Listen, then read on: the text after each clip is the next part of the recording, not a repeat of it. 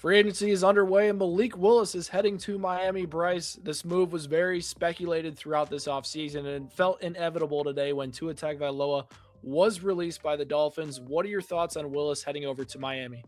Man, I'm just pumped up. This guy's finally getting a shot. I mean, we saw what he did 2 years ago. We saw what he did last year in small flashes. But this guy was balling with Green Bay, and now he's getting an opportunity to get that starting role. And I really do think it's a nice fit. I mean, like we all know, Dolphins get the Packers, their new GM coming from the Packers, new DC coming from the Packers. So a lot of people have worked with Malik. They know Malik, and now they're getting Malik to be their starting quarterback. I think it's a great fit. I think if there was one quarterback they should go, it was him or Murray, no in between. Well, the Miami Packers got their guy that it seems like they have wanted for quite some time, and he's going to fit perfectly, I think, with what they want to do. They know what they're getting at the quarterback position.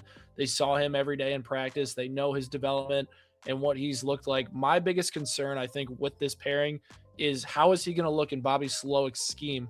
I'm concerned that the offensive coaching in Miami is not going to be what it was when he was in Green Bay under LaFleur and the great coaches they had under LaFleur as well. It's a different type of situation there, even if the coach and the general manager are from Green Bay, and they may even bring a few more personnel guys from there as well. I'm not convinced, though, that Slowick's offense is going to be able to be good for Malik Willis overall. I am super excited about his rushing upside, and we'll talk about the fantasy football aspect of it in a second. But in a pure football aspect of this move, Bryce, it almost feels like you're going from,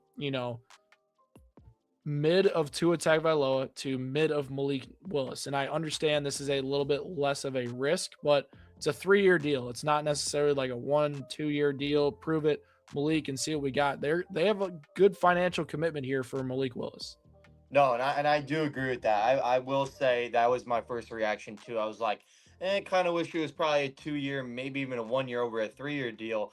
But it's hard to deny what Malik has done, and I think you've hit it best. Like, how is he going to transition to this offense? But I also look at it as what other route could they have possibly went? Like, the quarterbacks are very weak in the market. They're not in a great draft spot. Like, you're kind of in the middle of what do we do next? And why don't you just take the guy that's 26 years old, has balled out in his opportunities the past 2 years, and let him try to prove everyone wrong type deal. Yeah, I see that. They're eating $99 million of dead cap with Tua, which is going to be something for sure. But it really does feel like Willis is the guy that they've been targeting for quite some time. But let's talk about the thing everybody wants to know: is Malik Willis a quarterback one in fantasy football this year? Man, if Justin Fields was getting drafted last year in fantasy, I think Malik Willis could get drafted in fantasy this year. And I'm not a guy with target, but I mean, I think you'd be around that 15 to 20 range. If you are a double quarterback league, which I know some people are, 100%, I think he's a QB2. He's a top 24 quarterback for fantasy. Not a top 12, not a starter, but a guy you keep on your bench with upside. I mean, the rushing upside's obviously there. And like, from a numbers standpoint, he had 12 fantasy points in one half against the Bears last year. If you double that full game, you're on pace for 24, and he had 32 fantasy points against the Ravens. So, like, it's not like an if button. He really has put those numbers up. So you can say not as good as an offense as Green Bay, but the flashes were there. Like, the legit flashes were there, and it's definitely something to keep an eye on, and honestly draft on your bench as upside.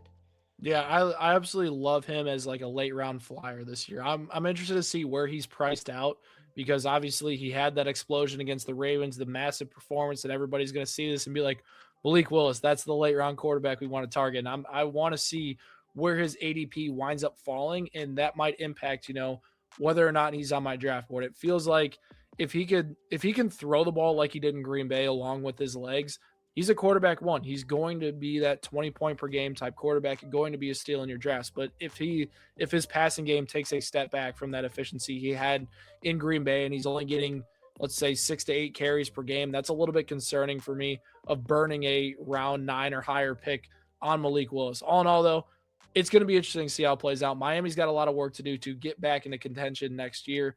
Drop a comment down below what your thoughts are on the move and hit that subscribe button for more Blitz Sports Media content. Me and Bryce will catch you all next time.